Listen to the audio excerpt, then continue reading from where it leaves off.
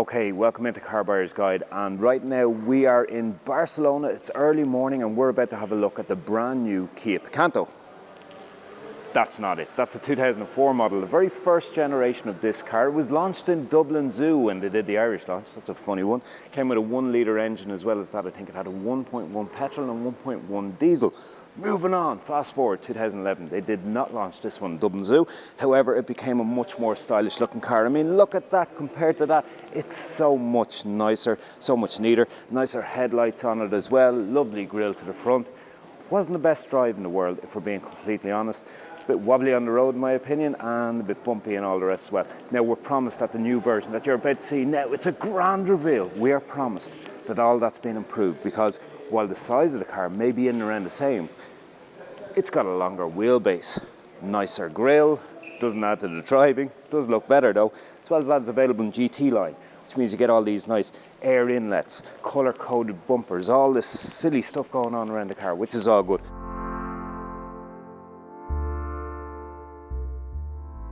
We've had to take a few takes on this because road noise is in abundance. Now, on paper, Kia has actually upped the insulation within this car itself, so it is actually quieter than the outgoing model, the 2011 model, but still there. There's going to be 3 engines to the Irish market, but from launch we're really only going to start getting the 1 litre engine first, and the 1.2 litre engine is going to follow, or the 1.25 litre engine. That'll follow, and then you're going to get a 1 litre turbo engine, right? So the first 2 that I mentioned there, they're naturally aspirated engines, and with the 1 litre one you're going to get in around 66 or 67 brake horsepower.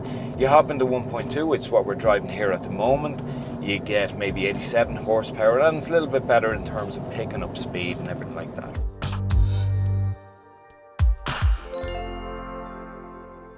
Today I've driven a GT line, okay, top of the range, so it was a very comfortable interior, really good plastics and all the rest in use, and now we've got, I think we're at EX level 2 up, and this is what we're driving here at the moment, and I have to say it is absolutely brilliantly presented. In fact, more so than a car I really love, which is the Volkswagen Up. Now we got 3 seat belts in the back seat there. If you ever expect to get 3 adults in there, expect at least 3 of them, all of them, to be complaining about being squashed. It's fine for 2 adults in terms of actual width. Me, I've got a big frame, so I can fit into 1 seat no problem at all, and Tim here beside me is huge. No, he's not really. Tim beside me would fit in beside me there, but nobody would be able to go in the middle. Even in terms of booster seats, you're only going to get 2 in there. So this is really a 4-seater car. Largest boot in this class, 255 litres. Very good. That's actually really good for the segment.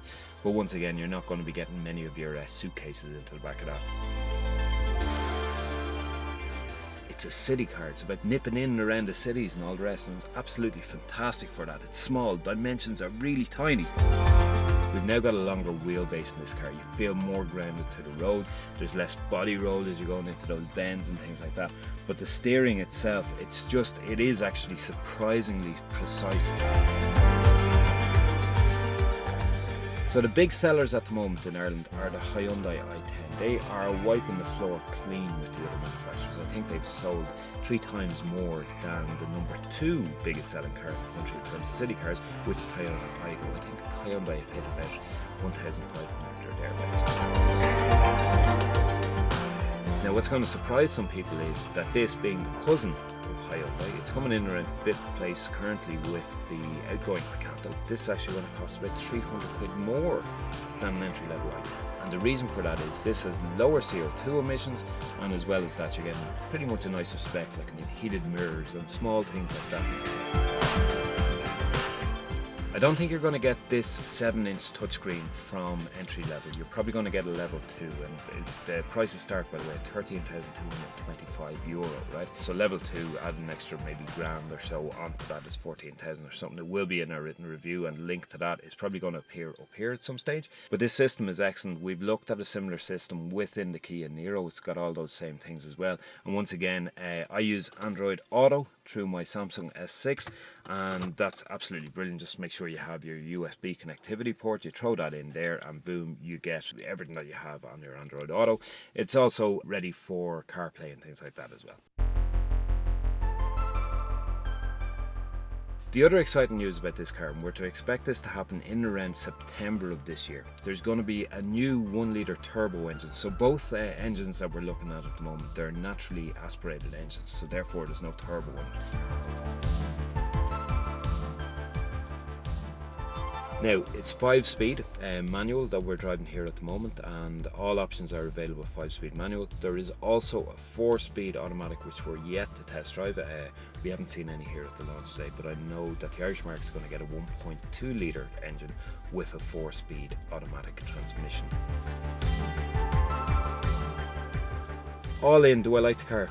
I do. I really like the Volkswagen Up, and I love, let's say, the cousins, the Me and the Citigo, but do you know what? This is enough to win me over. What you're actually getting here on the inside is enough to win me over. It's a very impressive interior. In terms of dynamics and fun to drive, I would possibly give it to the Volkswagen Up, but this isn't far behind it. As I said, this is so improved on the outgoing model.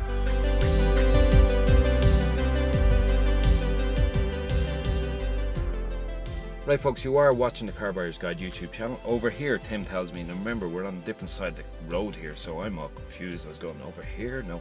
Over here you're going to say a please subscribe button. Please press it, and yeah, we'll see you again very soon.